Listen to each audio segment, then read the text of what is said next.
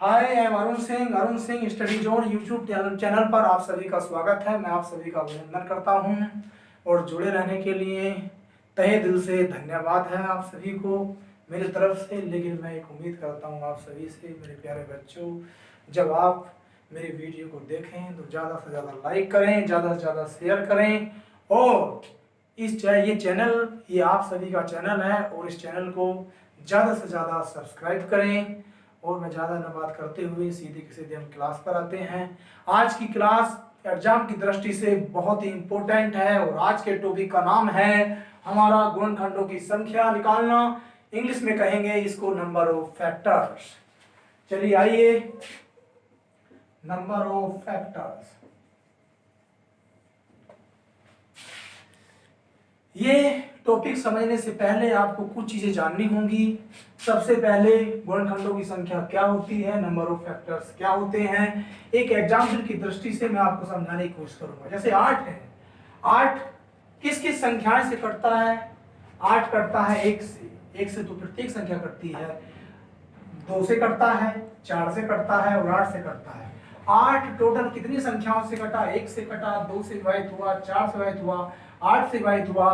तो 8 कट रहा है कितनी संख्याओं से? 4 से। तो नंबर ऑफ फैक्टर्स के कितने हो गए? 4 हो गए।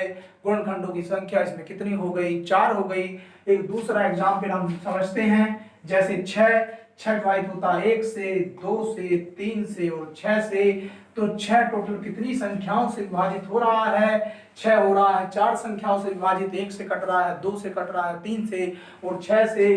तो 6 के भी गुणनखंड टोटल कितने हो गए? नंबर ऑफ फैक्टर्स जो हो गए वो 6 के, वो कितने हो गए नंबर ऑफ फैक्टर्स? वो भी 4 हो गए। उम्मीद करता हूं ये वाली बात समझ में आपके आ गई होगी। लेकिन यदि एग्जाम में इस तरीके का क्वेश्चन आएगा तो 8 और 6 का तो आएगा नहीं, बड़ा क्वेश्चन आएगा। तो क्या आप उस क्वेश्चन को इस तरीके से करेंगे? ऐसे नहीं करना है। ये तो एकदम ये तो एक आसान तरीका हो गया है, लॉन्ग तरीका है, लेकिन हमें समझना पड़ेगा एग्जाम की दृष्टि से शॉर्ट तरीका। चलिए आइए समझते हैं। लेकिन आपको आसान तरीका समझने से पहले कुछ चीजें जाननी होंगी, जैसे कि अभाज्य संख्याएं। अभाज्य संख्याएं क्या होती हैं? अभाज्य संख्याएं इंग्लिश में कहते हैं इनको प्राइम नंबर्स। Prime numbers. अभाज्य संख्याएं वास्तव में वे संख्याएं होती हैं जो 1 से कटती है और अपने आप से कटती है। 1 से विभाजित होती है और अपने आप से विभाजित होती है। अभाज्य संख्याएं ऐसी संख्याएं होती हैं, ऐसी संख्याएं होती हैं जो एक और स्वयं का मतलब अपने आप से विभाजित होती हैं। ऐसी संख्याएं जो एक और अपने आप से विभाजित हों, वो संख्याएं कहलाती हैं अभाज्य संख्याएं। और अभाज्य संख्याओं में सबसे छोटी संख्या होती है 2, उसके बाद 3, उसके बाद 5, फिर 7, फिर होता है 11। 2 एक ऐसी संख्या है जो अपने आप से कटती है। 1 से कटेगी और 1 से कटेगी और किससे कटेगी? 2 से कटेगी। 3 1 से कटेगी और किससे कटेगी? 3 से कटेगी। 5 1 से कटेगी और 5 से कटेगी। 7 1 से कटेगी और 7 से कटेगी। 11 1 से विभाजित होगी और 11 से विभाजित होगी। तो ऐसी संख्याएं जो एक और अपने आप से कटती हैं वो कैसी संख्याएं होती हैं? वो अभाज्य संख्याएं होती हैं। तो आपको ये गुणनखंडों की संख्या निकालने से पहले आपको मालूम होना चाहिए कि अभाज्य संख्याएं क्या होती हैं, वो क्यों। अभी मैं आपको समझाऊंगा कि क्यों।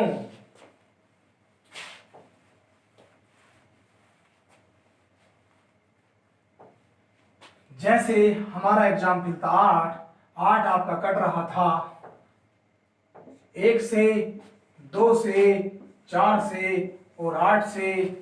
तो इसके गुणनखंड कितने थे? टोटल 4 थे। लेकिन 8 को आप कैसे लिख सकते हो? 8 को आप लिख सकते हो 2 की पावर कितना? 3। अभाज्य संख्याओं के रूप में 8 को 2 की पावर 3 लिख सकते हैं। या ऐसे बात समझ में ना आए तो हमने बचपन से पढ़ा है 8 को एलसीएम निकालने वाला तरीका, 2 से विभाजित करो, कितने बार गया 4 बार, फिर 2 से काटो, फिर कितने बार गया 2 बार, फिर 2 से काटो कितने बार गया 1 बार। इनकी गुणा करते हैं तो लिखते हैं 2 गुणा 2 गुणा 2, लेकिन गुणा में घाते क्या हो जाती हैं, जुड़ जाती हैं, तो एक ये पावर में कितना हो जाएगा 2 की पावर 3। तो 8 को लिख सकते हैं 2 की पावर 3। ध्यान रखना जब आपसे कुल गुणनखंडों की संख्या पूछेगा, कुल गुणनखंडों की संख्या, कुल गुणनखंडों की संख्या, तो आपको ध्यान रखना है ये 2 की पावर जो 3 है इसमें एक अपनी मर्जी से जोड़ देना है, एक अपनी मर्जी से जोड़ देना है। 2 की पावर 3 था, एक अपनी मर्जी से जोड़ोगे तो 2 की पावर कितना हो जाएगा 4। तो ये ऊपर जो पावर है 4, यही गुणनखंडों की संख्या हो गई। आंसर क्या आ गया इसका 4 आ गया। इसी प्रकार से दूसरा क्वेश्चन था हमारा,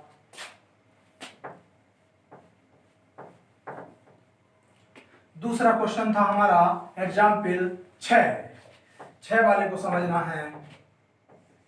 6 था, 6 को लिखा था हमने, 1 से कट रहा है, 2 से कट रहा है, 3 से कट रहा है और 6 से कट रहा है। 6 को लिख सकते हैं अभाज्य संख्याओं में 2 गुणा 3 लिख सकते हैं या नहीं। अब ये 2 की पावर भी 1 है, 3 की पावर भी 1 है, लेकिन जो मैंने तरीका भी ये वाला बताया आपको, तो इसको समझने के लिए समझते हैं। 2 की पावर 1 है, 3 की पावर 1 है, अपनी मर्जी से आप जो 2 की पावर 1 है उसमें भी एक जोड़ दो, एक तो पहले से ये एक और जोड़ दो, और 3 की पावर 1 है, एक अपनी मर्जी से जोड़ दो। ये 2 हो गया, ये 2 हो गया, 2 ये पावर हो गई, 2 ये पावर हो गई, लेकिन बीच में निशान किस चीज का, गुणा का, तो टोटल गुणनखंड इसके भी कितने हो गए 4 हो गए। टोटल गुणनखंड इसके कितने हो गए, टोटल गुणनखंड इसके भी 4 हो गए। अब हम नेक्स्ट क्वेश्चन समझते हैं।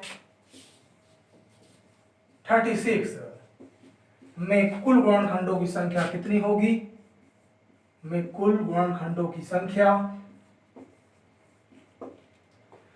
36 को मैं लिख सकता हूं 9 गुणा कितना 4, लेकिन क्या 9 और 4 आपके अभाज्य संख्याएं हैं, ना तो 9 अभाज्य संख्या है ना 4, तो 9 को अभाज्य संख्या में लिख सकता हूं 3 की पावर 2 और 4 को लिख सकता हूं 2 की पावर 2। लेकिन जैसे मैंने आपको पहले बताया, इस पावर में भी एक जोड़ देना है, इस पावर में भी एक जोड़ देना है, ये कितना हो गया 3, बीच में निशान किस चीज का, गुणा का, तो ये गुणा में हो गया 3। टोटल गुणनखंड कितने आ गए 9। कैसे चेक करते हैं कि 36 के गुणनखंड 9 होते हैं।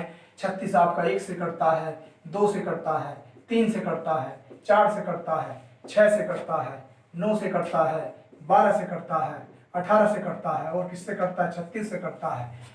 काउंट करते हैं 1 2 3 4 5 6 7 8 और 9। 36 के कुल गुणनखंड कितने आए हैं 9 आए हैं, और हमारे शॉर्टकट तरीके से भी कितने आए हैं 9 आए हैं। और एग्जाम्पल समझते हैं।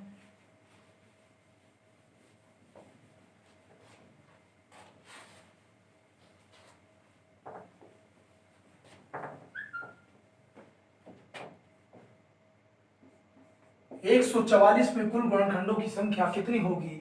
यदि देखो 144 को आप लिख सकते हैं 16 गुणा 9, लेकिन क्या 16 अभाज्य संख्या है, क्या 9 अभाज्य संख्या है। ध्यान रखना इसमें अभाज्य संख्याओं का बहुत इंपॉर्टेंट रोल है। इसको 16 को लिख सकते हो 2 की पावर कितना 4, और 9 को लिख सकते हो 3 की पावर कितना 2। अब 2 भी अभाज्य है, 3 भी अभाज्य है, अपनी मर्जी से इसमें भी एक जोड़ दो, अपनी मर्जी से इसमें भी एक जोड़ दो, ये कितना हो गया 5, बीच में निशान किस चीज का, गुणा का, ये हो गया 3, 5 का टोटल कितना आया 15। तो 144 के कुल गुणनखंड कितने हो गए 15 हो गए।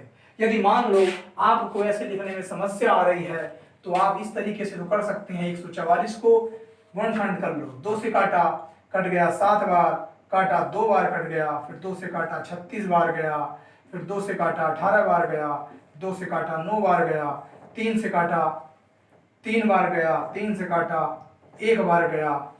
इनको लिखना है वही तरीका 1 2 3 4, तो 2 की पावर कितना हो जाएगा 4, 1 3 2 3, तो 3 की पावर कितना हो जाएगा 2। वही तरीका अपनी मर्जी से एक इसमें भी जोड़ दो और एक इसमें भी जोड़ दो, ये हो गया आपका 5 और ये हो गया आपका 3। तो टोटल गुणनखंड कितने आए आपके 15। उम्मीद करता हूं कि ये क्वेश्चन आपके समझ में आ गया होगा। एक एग्जाम्पल और इस तरीके का हम लेते हैं।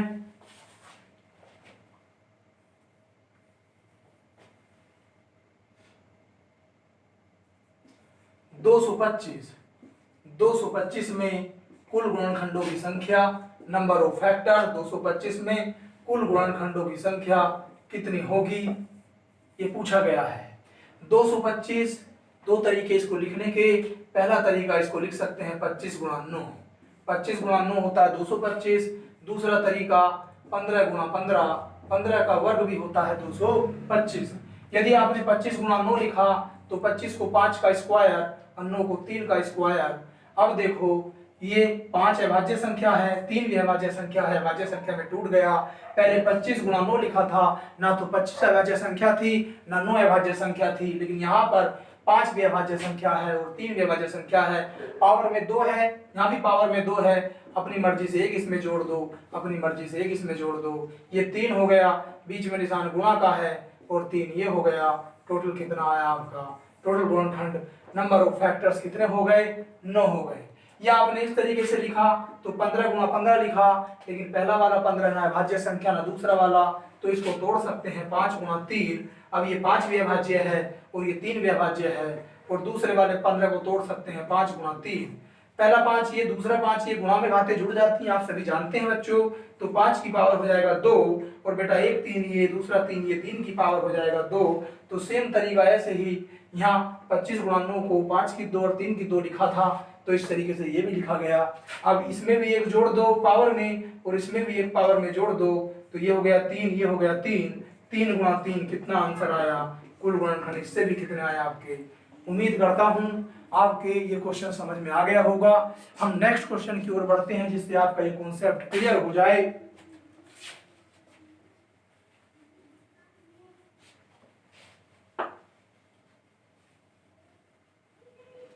आपसे पूछ लिया 64 में कुल गुणनखंडों की संख्या कितनी होगी, नंबर ऑफ फैक्टर्स कितने होंगे। तो 64 को हम लिख सकते हैं 8 गुणा 8। पहले 8 को लिख सकते हैं हम 2 की पावर 3, और दूसरे 8 को भी लिख सकते हैं 2 की पावर 3। गुणा में घाते जब सेम आधार हो, बेस देखो यहाँ पर भी 2 है, यहाँ पर भी 2 है, तो 2 की पावर कितना हो जाएगा, 6 हो जाएगा। लेकिन जब कुल गुणनखंडों की संख्या निकालते हैं तो पावर में जो आया है उसमें अपनी मर्जी से एक जोड़ देंगे, तो कुल गुणनखंड कितने आ जाएंगे, 7 आ जाएंगे। और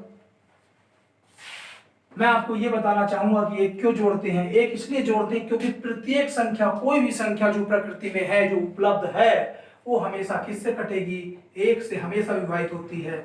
इसलिए हम इस संख्याओं में एक पावर में जोड़ देते हैं, इन चीज का ध्यान रखना है।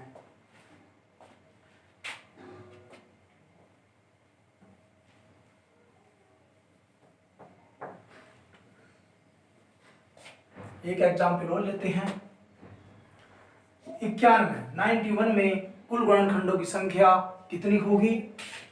91 को लिख सकते हैं 13 गुणा 7। 13 भी अभाज्य है, 7 भी अभाज्य है, एक और एक तो पहले से होता है पावर में, अपनी मर्जी से एक इसमें जोड़ दो और एक इसमें जोड़ दो, ये हो गया 2, बीच में निशान है गुणा का, ये भी हो गया 2। टोटल गुणनखंड कितने आए हैं, 4। तो यहाँ पर कुल गुणनखंडों की संख्या कितनी आई है, 4 आई है। उम्मीद करता हूं कि ये कॉन्सेप्ट आपके समझ में आ गया होगा। आप कुल गुणनखंडों की संख्या निकालना सीख गए हैं।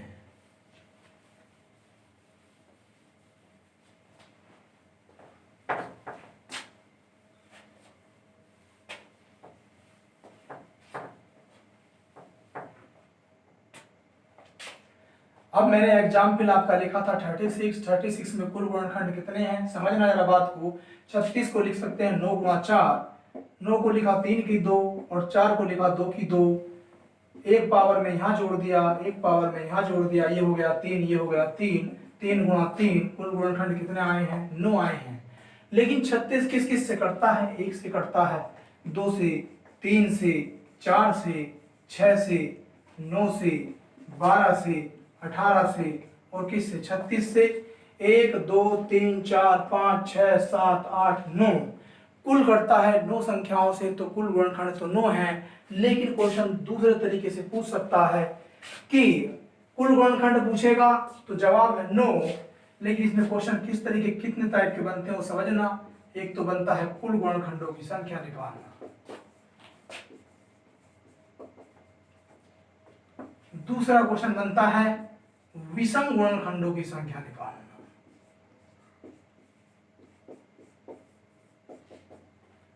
तीसरा क्वेश्चन बनता है समगुणनखंडों की संख्या निकालना।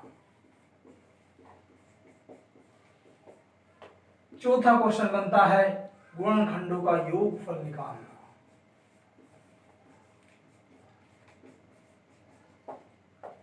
अच्छा, कुल गुणनखंड निकालना हम सीख गए, 9 आए। लेकिन दूसरा टाइप का क्वेश्चन हमारा है विषम गुणनखंडों की संख्या। तो विषम गुणनखंडों की संख्या कैसे निकलेगी उसको समझना। यहाँ पर ये 36 कितनी संख्याओं से कटता है? 1 से, 2 से, 3 से, 4 से, 6 से, 9 से, 12, 18, 36। यदि आपसे ये पूछ लिया कि विषम गुणनखंड, तो विषम संख्या कौन कौन सी है? एक है 3, एक है आपका 9, तो विषम गुणनखंड, और एक क्या है आपका 1। तो विषम गुणनखंडों की संख्या 1, 3 और 9। तो विषम गुणनखंड कितने आ रहे हैं 36 में? विषम गुणनखंडों की संख्या 36 में आ रही है विषम।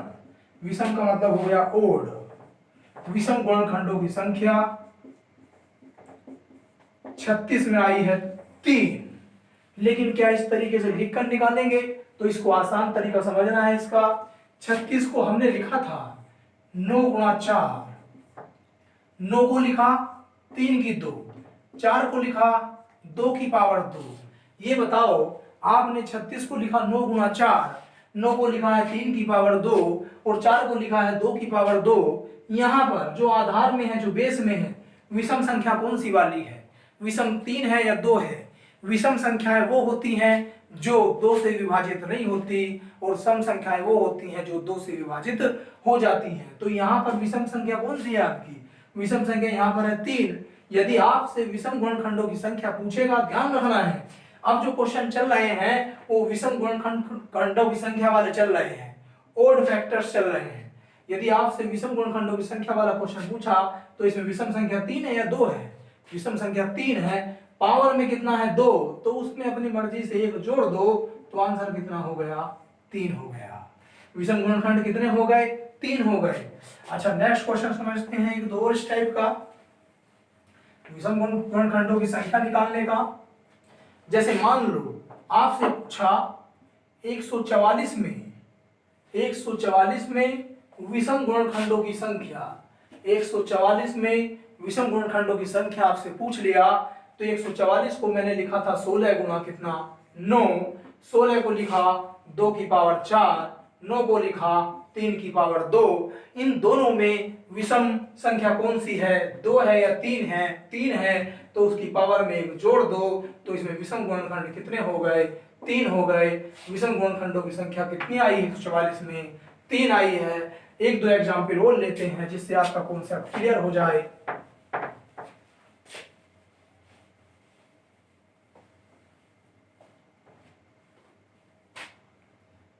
जैसे हमने एग्जाम्पल लिया था 91 को हमने लिखा था 13 गुणा 7। इसमें आपसे विषम गुणनखंडों की संख्या पूछ रहा है 91 में विषम गुणनखंडों की संख्या कितनी होगी? तो समझना, ये भी अभाज्य है, ये भी अभाज्य है।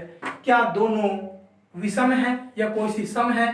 13 भी विषम है, 7 भी विषम है, तो इसमें भी 1 जुड़ेगा और इसमें भी 1 जुड़ेगा। ये हो गया 2, ये हो गया 2, 2 गुणा 2, टोटल कितने आए हैं? 4। इसमें टोटल, इसमें यदि आपसे पूछ लिया कि कुल फैक्टर्स कितने हैं, तो कुल फैक्टर्स जो है वो भी 4 है। और यदि आपसे पूछ लिया कि विषम का मतलब ओड फैक्टर कितने हैं, तो ओड फैक्टर भी इसके अंदर कितने होंगे? 4 होंगे। इसमें कुल गुणनखंडों की संख्या और विषम गुणनखंडों की संख्या दोनों आपस में बराबर हैं। एक दो क्वेश्चन और इस तरीके का हम समझते हैं।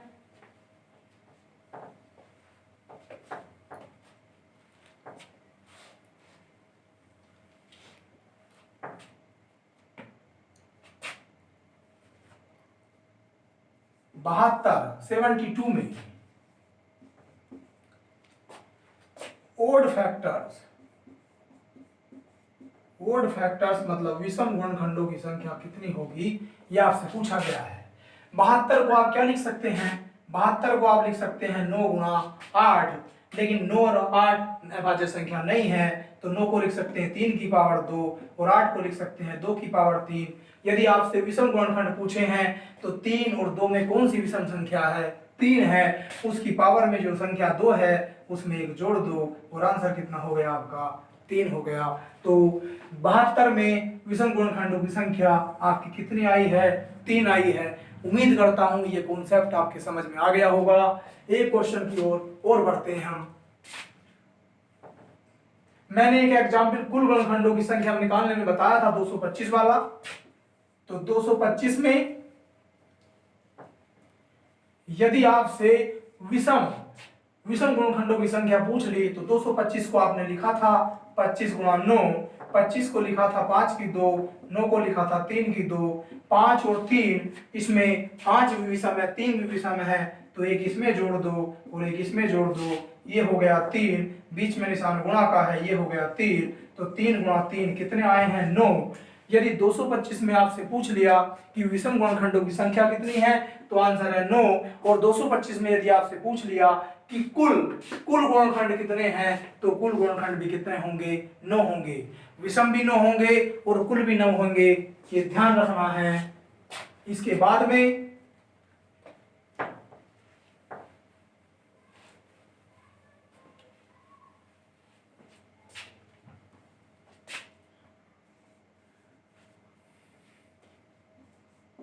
सम गुणनखंडों की संख्या,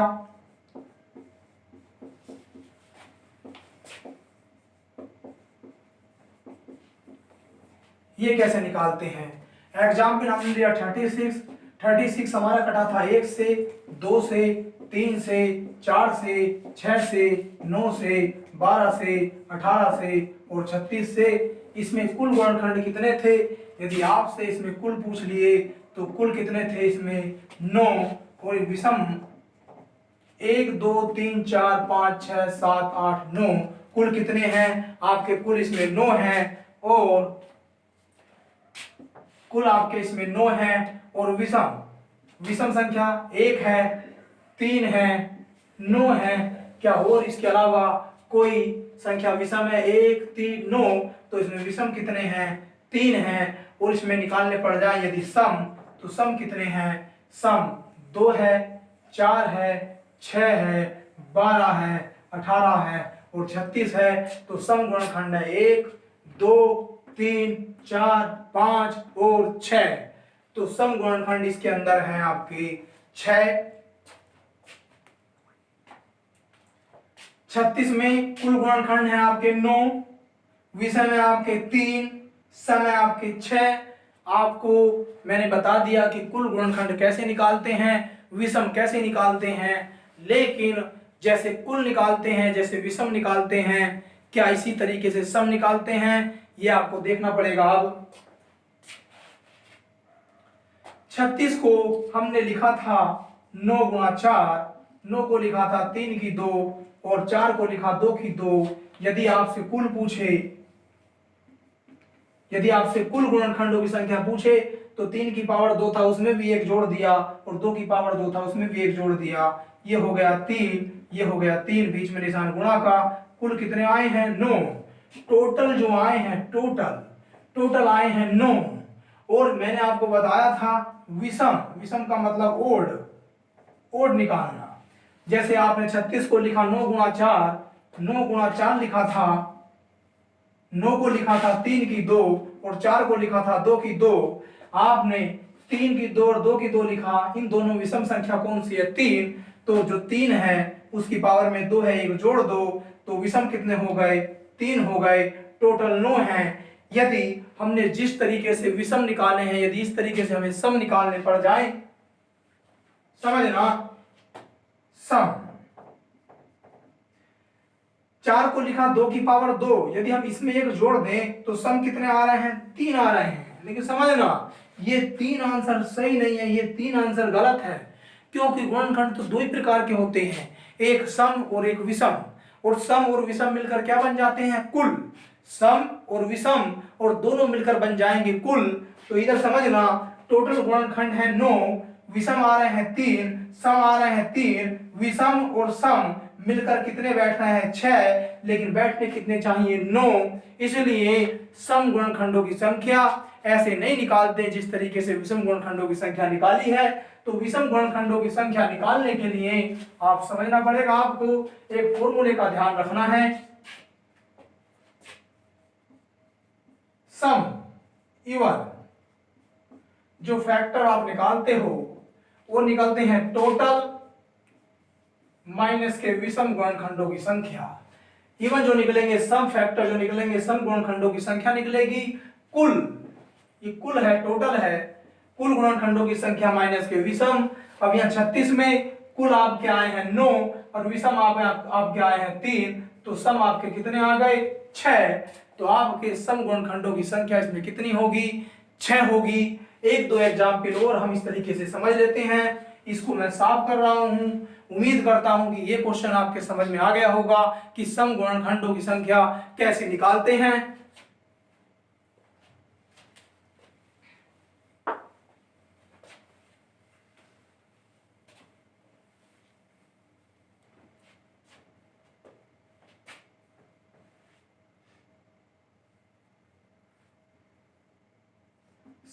टू 72 में सम गुणनखंडों की संख्या बताओ। 72 को हम लिख सकते हैं 9 गुणा 8, 9 को लिख सकते हैं 3 की 2, 8 को लिख सकते हैं 2 की 3। मैंने आपको बताया यदि सम गुणनखंडों की संख्या निकालनी है तो सम गुणनखंडों की संख्या होती है कुल गुणनखंडों की संख्या माइनस के विषम गुणनखंडों की संख्या। तो कुल निकालने के लिए 3 की पावर 2 है, इसमें भी एक जोड़ दो, और 2 की पावर 3 है, इसमें भी एक जोड़ दो। ये हो गया 3, ये हो गया 4, 3 गुणा 4 आपके कितना आया? 12। तो कुल कितने आ गए? 12। और आपको यदि विषम निकालने हैं, 3 और 2 में विषम कौन सी संख्या है? 3 है, उसकी पावर में टोटल कितना हो रहा है? 3 हो रहा है। तो आपके विषम गुणनखंड कितने आ रहे हैं? 3 आ रहे हैं। कुल आए हैं 12, विषम आए हैं 3। यदि सम निकालने तो 12 में से 3 गया, आपका आंसर क्या आ जाएगा? 9। तो आपके सम गुणनखंडों की संख्या 72 में कितनी आई है? 9 आई है। उम्मीद करता हूं कि ये क्वेश्चन आपके समझ में आ गया होगा। एक क्वेश्चन और इस टाइप का करते हैं।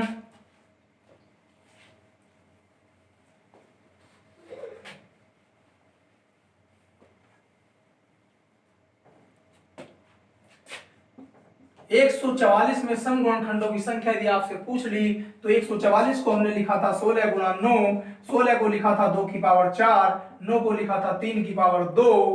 हमें यदि हम जानते हैं कि सम गुणनखंडों की संख्या का फॉर्मूला होता है सम बराबर के कुल माइनस के विषम। पहले हमें निकालने हैं कुल। 16 को लिखा 2 की पावर 4, 9 को लिखा 3 की पावर 2। पावर जो 4 है उसमें एक जोड़ दो अपनी मर्जी से, इसमें भी एक जोड़ दो। ये हो गया 5, ये हो गया 3, 5 गुणा 3 टोटल कितने आए हैं? 15। कुल आए 15। अब देखते हैं विषम। 2 की पावर 5 है, 3 की पावर 3 हो गया। अब ये बताओ 2 और 3 में विषम कौन संख्या है? विषम है 3, तो 3 की पावर 2 प्लस 1 हो गया 3। आपके विषम कितने आए हैं? विषम आपके जो विषम हैं, विषम आपके 3 हैं, और जो कुल हैं, कुल आपके कितने हैं? कुल आपके 15 हैं। तो सम निकालने के लिए कुल में से विषम घटा दो, 15 माइनस के 3, आपके सम गुणनखंड कितने आए हैं? 12 आए हैं। उम्मीद करता हूं कि ये क्वेश्चन भी आपके समझ में आ गया होगा। और आप सभी से एक बार दोबारा से मेरी रिक्वेस्ट है कि मेरी वीडियो को ज़्यादा से ज़्यादा देखें, लाइक करें, शेयर करें, और प्लीज़ मेरे चैनल को, ये मेरा चैनल नहीं आप सभी का चैनल है, और इस चैनल को सब्सक्राइब करें, और मुझे कमेंट करके बताते रहें कि क्लास कैसी चल रही है। धन्यवाद।